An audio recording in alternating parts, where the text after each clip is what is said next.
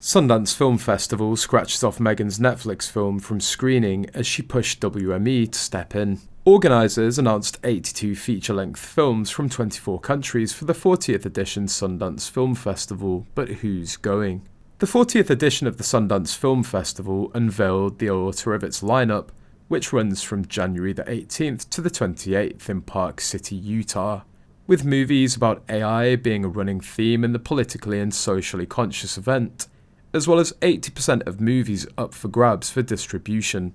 The annual programme includes dramatic and documentary features, short films, and episodic content, and a source reveals that Meghan urged WME to submit her Netflix documentary series to the film festival. Coming out of the pandemic, indie filmmakers flooded Sundance with the most submissions yet at 17,435 titles from 153 countries or territories, including 4,410 feature-length films.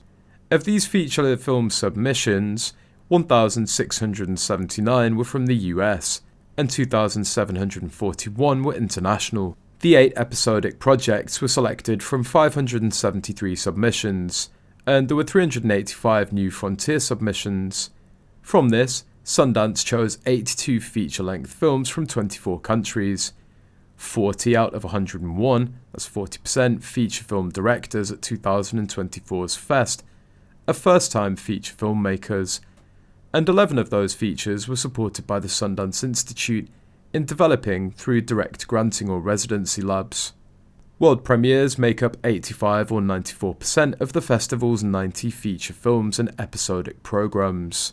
Rumour has it that Meghan pushed WME agency to submit the Netflix film to the festival as she wanted to premiere her film in a major venue, and with ticket sales she thought she'd make a profit and find investors for her next projects. But it only backfired as the film was negatively reviewed by critics and viewers. If the Harkles win any kind of award for their documentary, people who are hard-working and should be recognised will double down in their revolutions. If the Harkles win any kind of award for their documentary, people who are hard-working and should be recognised will double down in their revulsion at the couple. They'll be snubbed even harder than before, if that's possible.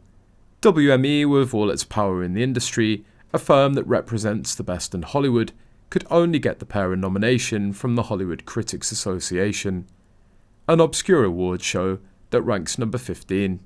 This is why Netflix should actually publish the real numbers of things. By all means, publish the opening day figures and the first week figures, but also publish the total figures so that people can see. Meghan doesn't have any reputed or big event to go to, no real friends, no real work, no talent, so she hires these paid paps, stages a hideous parking lot pics, and then they sell it to the tabloids who then publish it for clickbait. It's all a vicious cycle and shows her vulgar and desperate need for attention. The only way to be relevant and in the news. Shameless and pitiful, really. Of course, an event as big as Sundance Film Festival would never have given Meghan a chance to attend. While movies will begin screening on January the 18th, noon MT with premieres in Park City, it's not necessarily an opening night swath of movies, as in years past.